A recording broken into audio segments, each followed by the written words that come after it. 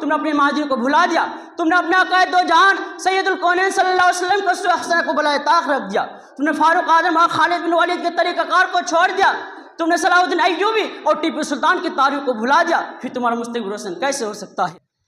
السلام علیکم۔ ان الحمد للہ نحمده ونستعینه ونستغفره ونعوذ باللہ من الشیطان الرجیم، بسم اللہ الرحمن الرحیم، ولا تہنوا ولا تحزنوا وانتم الاعلون ان کنتم مؤمنین۔ صدر انجمن، مسبق اساتذہ کرام اور میرے دین و ملی بھائیوں، آج جس موضوع پر افزائی کی سعادت ملی ہے وہ سرزمین ہندوستان کی آواز ہے، اور وقت کا ایک اہم سوال ہے کہ ہندوستان کے مسلمانوں کا مستقبل روشن کیسے ہو۔ سامعین کرام، یہ ایک وقت کا سوال ہے، لیکن میرا بھی آپ سے ایک سوال ہے کہ آخر انقلاب کیسا آیا؟ ہندوستان کی دھرتی نے سوال کی جرات کیسے کی؟ اسے بولنے کا موقع کیوں ملا؟ ہندوستان کی گلوں میں آواز کیوں گونجی؟ کیا ہندوستان کے سہانے مغلیہ کھل جوا گوری کے 800 سالہ حکمرانی کو بھلا دیا؟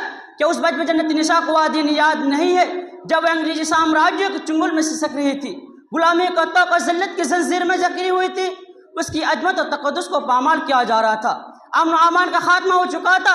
اے سرزمین ہند، بتاؤ تمہیں کس نے آزاد کرایا؟ علم حریت کس نے بلند کیا؟ ہماری آبا و اجداد تو ہے جنہوں نے ہندوستان کی ماضی حال اور مستقبل کو سنوارا ہے۔ سوارا ہے ہم نے اس ملک کے گیسوئے برہم کو، سوارا ہے ہم نے اس ملک کے گیسوئے برہم کو، اہل جنوب بتلائیں گے کہ ہم نے دیا ہے عالم کو۔ پھر بھی ہم سے سوال کیا جاتا ہے کہ ہندوستان میں تمہارا مستقبل روشن کیسے ہوگا؟ دور حاضر کے نوجوانوں، سرزمین ہند کی پکار سنو۔ ہاں، مجھے یاد ہے تمہاری اسلاف و کابر ہمیں عزت و حرمت کا تاج پہنایا ہے، میری گردن سے توق غلامی کو اتارا ہے، تمہاری آبا و اجداد نے ہمیں جنت نشاں بنایا ہے، لال قلعے کی عظمت دیے، قطب مینار کی بلند عطا کیے، تمہارے سائنسدان ہمارے سینے گیتی کو تاج محل سے حسن جمال سے سنوارا ہے۔ مگر تھے تو آبائی تمہارے تم کیا ہو؟ مگر تھے تو آبائی تمہارے تم کیا ہو؟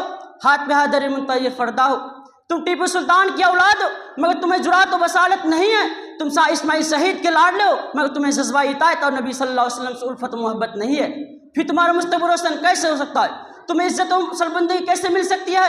حکومت کا اقتدار تمہارے قدموں میں کیسے آ سکتا ہے؟ مسلمانوں، تم نے اپنی ماضی کو بھلا دیا، تم نے اپنے عقائد دو جہان سید الکونین صلی اللہ علیہ وسلم کو اسوہ حسنہ کو بالائے طاق رکھ دیا، تم نے فاروق اعظم اور خالد بن ولید کے طریقہ کار کو چھوڑ دیا، تم نے صلاح الدین ایوبی اور ٹیپو سلطان کی تاریخ کو بھلا دیا، پھر تمہارا مستقبل روشن کیسے ہو سکتا ہے؟ برادران اسلام، اب اسلامی تاریخ کا مطالعہ کیجئے، اس اوراق کو کنگال کر دیکھیے کہ وہ کون سی طاقت تھی جس نے جلالت و جہالت اور شرک و کفر کے اندھاروں میں سعادت و ہدایت کا چراغ روشن کیا؟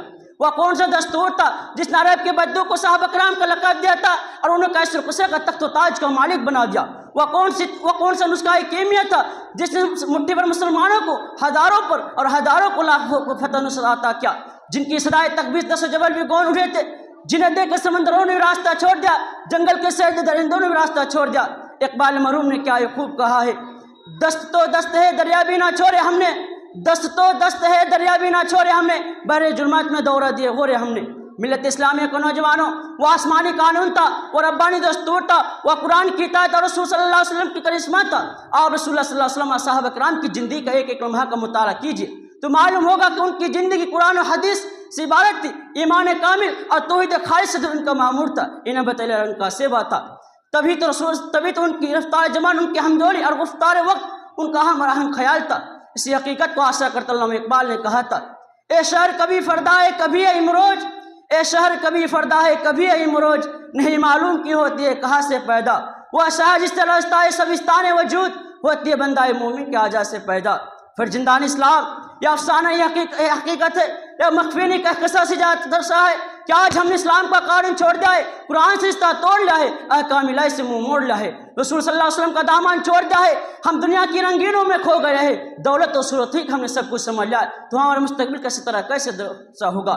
غور کرو، فکر کرو، اے لا الہ کے وارث باقی نہیں ہے تجھ میں، اے لا الہ کے وارث باقی نہیں ہے تجھ میں، گفتار دل برانہ کردار کاہرانہ، تیری نگاہ سے دل سینوں میں کانپتے تھے، کھویا گیا ہے تیرا جذب قلم درانہ۔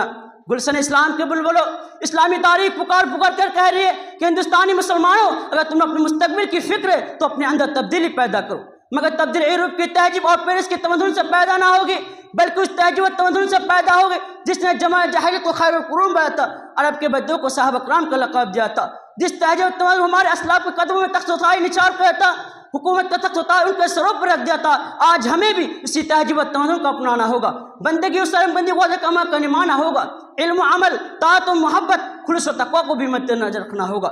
عثمان غنی کا جہود، فاروق اعظم کا جلال اور علی مرتضی جرأت و بصارت کا اپنا ہوگا، اور ہادی سبل سید رسول صفی صلی اللہ علیہ وسلم کو فرمان کو دل و جان سے لگانا ہوگا۔